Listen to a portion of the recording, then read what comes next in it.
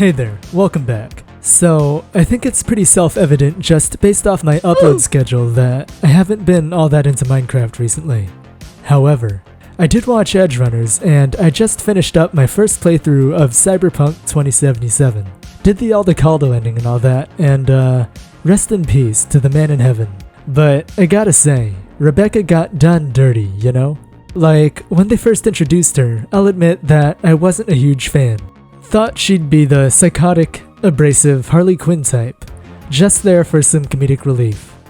But towards the end, she really grew on me.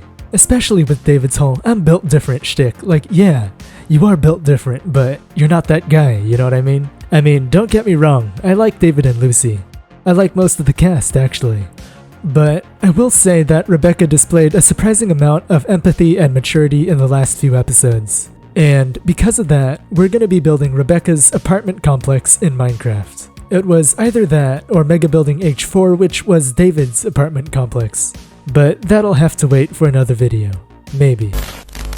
So I kinda forgot to hit the record button when I first started, but y'all honestly didn't miss all that much. Instead, since this was the first time I tried building anything in a cyberpunk, sci-fi, or modern style, what took the most time was figuring out the designs, detailing, and block palette. But once I had that down, the rest of the build was actually pretty easy. For starters, I realized that the width and length of the build could be broken down into segments of 3, 5, or 7 blocks. And since the in-game apartment complex is already pretty defined by color, all I had to do was block out some segments, using a variety of concrete or terracotta in light gray, yellow, or cyan. After I had the main colors blocked in, I used a mixture of different blocks to texture up the wall. If you are choosing to build something like this in your own world, you can obviously choose your own texture components based on aesthetic, availability, or texture pack.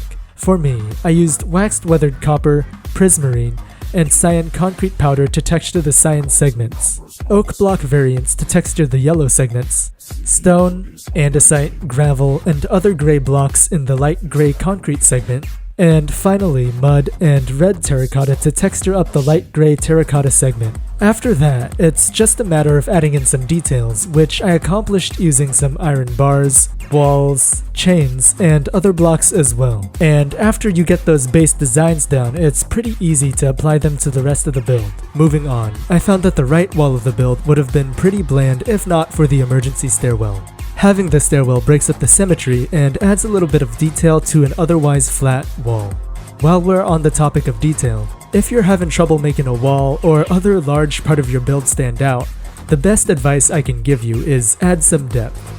And to be clear, I don't mean you gotta go crazy with the details. A better practice would be layering the details that you do add in, by just adding some slabs and walls on the bottom 1/3 of the build, as well as the copper stairs on the upper 1/3. A little bit of variety and interest is added to the build without all that much effort on my part. Plus, not going crazy on the detailing everywhere means you can draw the viewer's attention to more detailed focal points.